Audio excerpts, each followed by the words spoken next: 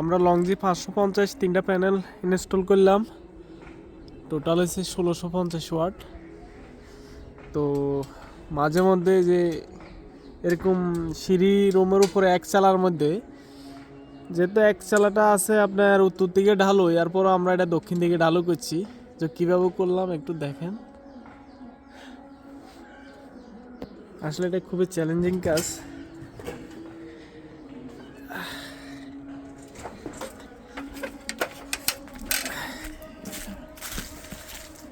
জায়গাটা হয়েছে ইসাপুরা। মহিন ভাইয়ের বড় ভাই মানিক ভাই, উনি তো প্রবাসী। এই যে অ্যাঙ্গেলগুলো কিভাবে লাগানো হয়েছে, রয়্যাল বলগুলো এসএসএর দিছে, আর অ্যাঙ্গেলগুলো হয়েছে বিএসআরএম।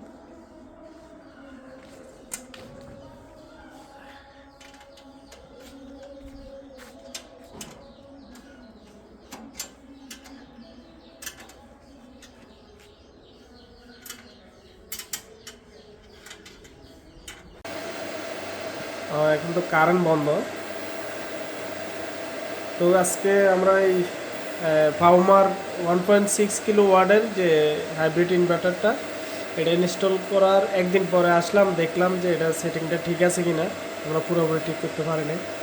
তো এখন কিন্তু কারেন্টের ডাইরেক্টলি মেইন সুইচ অফ, এই যে কারেন্ট ডাইরেক্ট বন্ধ আছে। আমরা কিন্তু মোটর চালাইতেছি ট্যাঙ্কির পানি ওঠানোর জন্য মোটর। তো মোটরটা এই যে চলতে আছে মোটর, এই যে মোটর চলতে আছে। এটা হচ্ছে ফেডোলা কোম্পানির মোটর, ফেডোলা ফোনে এক গোড়া মোটর, ফেডোলা ফোনে এক গোড়া।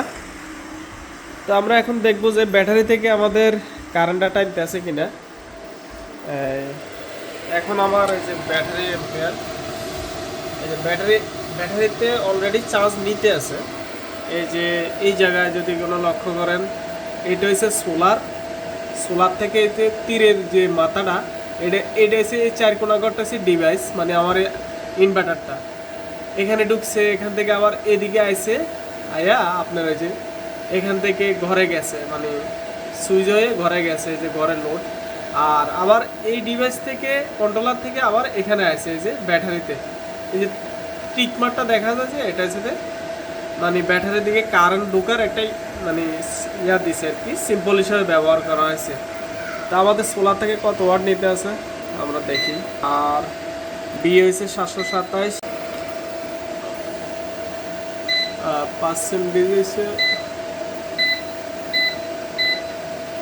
পার্সেন্টেজ আছে লোড পার্সেন্টেজ হিসেবে 40%, 40। আর হাজ হয়েছে যে আপনি 50 হাজ, 12 ভোল্ট আউটপুট ভোল্টেজ। কিন্তু ইনপুট পিভি ওয়াট হয়েছে যে 660, কারণ হয়েছে 5.8 অথবা 9। এই হলো আর কি সেট আপটা। এই যে এটা স্টিকারটা, ব্যাটারিটা শুধু এসপিডি 220 অ্যাপোলো। এটা হচ্ছে টিউবুলার ব্যাটারি, আর কভারটা লাগায় রাখছি, ওদের ঘরে ছোটো বাচ্চারা আছে এই জন্যই।